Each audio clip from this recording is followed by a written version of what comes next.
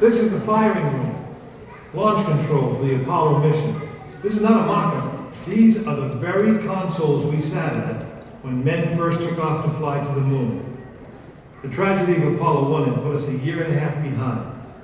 We were making up for it in one big leap. And we were doing it with a rocket that no man had ever flown before.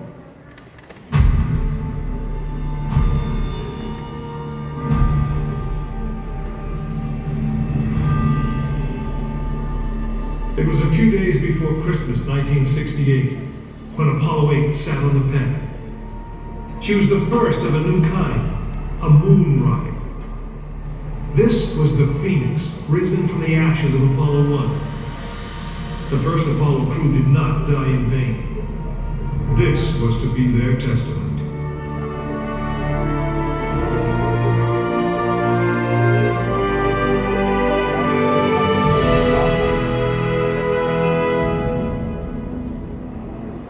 "36 stories high, she had been fully fueled throughout the night. The liquid oxygen in her tanks caused ice to form on the outside of the craft. The extreme temperature differences between the air and the sub-zero fuel caused the metal skin of the rocket to expand and contract. Everyone who was on the pad agreed. It was as though the rocket was alive, breathing, straining at the leash. Earlier in the morning, astronauts Frank Borman, Jim Lovell, and Bill Anders had made their final preparations before taking that long ride out to the waiting spacecraft. The minimum safe distance from Saturn V at liftoff was 3 miles. The reason was simple. When fully fueled, the rocket contained the explosive power of an atomic bomb. As the clock counted down, the astronauts and all of us in launch control went through the pre-flight checks. Our hands on the controls of the most powerful, most complex machine ever built. It had over 2 million separate systems. And to bring these men back alive, everything had to work perfectly. Each individual system had been tested, but what we didn't know was how they would perform when all 2 million began to work together. That moment would come when the countdown clock reached 0.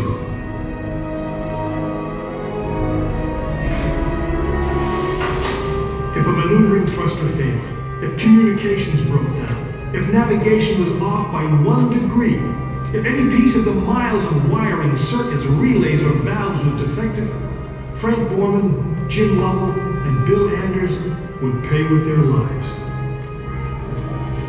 As they sat, waiting for launch on that chill December morning, these 3 astronauts were back to what they had always been, test pilots.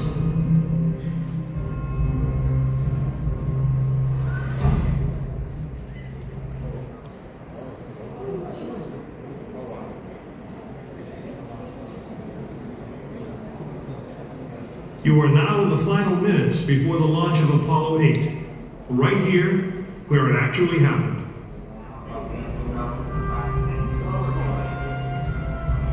Mankind is about to leave his planet behind and journey to another. It is one of those rare moments when history is not being made, destiny is being embraced.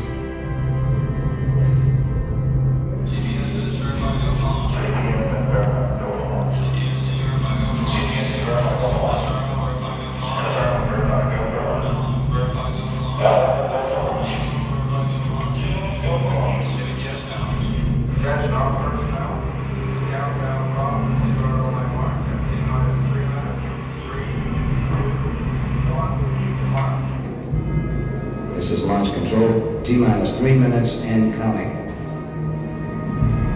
We have completed our communications checks with the Apollo 8 astronauts in the cabin, and the communications are go.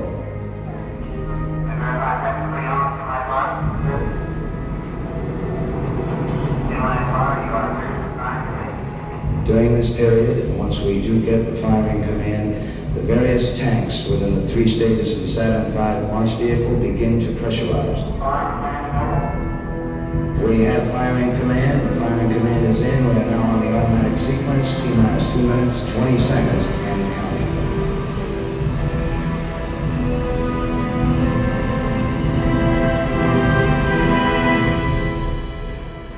Our status board indicates that all aspects are ready. Instrument unit is ready. Spacecraft ready. Final check of the emergency detection system. That ready light also on. First stage preparations are completed. All systems are A-OK. Keep going. We're on. Ready to go to Crown Bay. Standby motor. Okay, you're on. All systems go. 1 minute 45 seconds and counting. The first stage liquid oxygen tank has been pressurized and the pressure is still building up. Coming up in 90 seconds, mark T-minus 90 seconds and counting. The Apollo 8 crew standing by, spacecraft commander Frank Borman, Jim Lovell, Bill Anders. We now report that the liquid hydrogen tank in the 3rd stage is pressurized. 1 minute 15 seconds.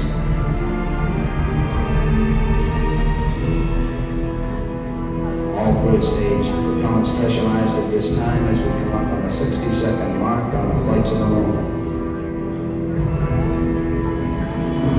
T-minus 60 seconds and counting. The vehicle now is completely pressurized. We're coming up on a power transfer shortly.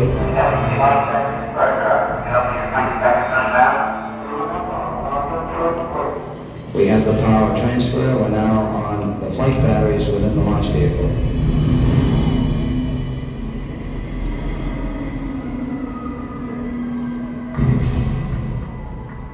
Final reports coming from Frank Borman at this time. Final look at the switch list aboard the spacecraft. 20 seconds, all aspects. We are still go at this time. T-minus 15, 14, 13, 12, 11, 10, 9. We have ignition sequence start. The engines are on. 4, 3.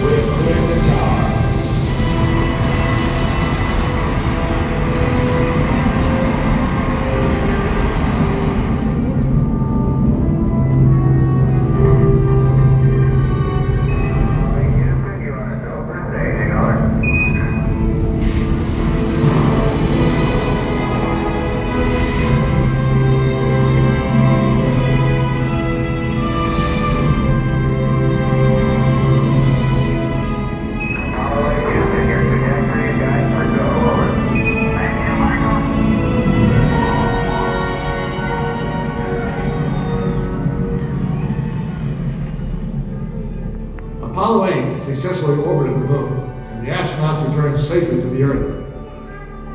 I know. I'm Jim Lovell, and I was one of the crew of this spacecraft, Apollo 8. We were the first men to see the surface of the moon from just a few miles away. But it was the hundreds of thousands of men and women who worked in that team, and the millions of people who supported the mission that really made it possible. That way, I guess, we all went to the moon. Now, on the other side of those doors, you'll find an actual Saturn V moon rocket. It's still the most powerful, the most complex machine ever built. And I guess it's the only one that can take you to another planet. I actually got to fly one on a second flight to the moon called the Apollo 13. But that's another story.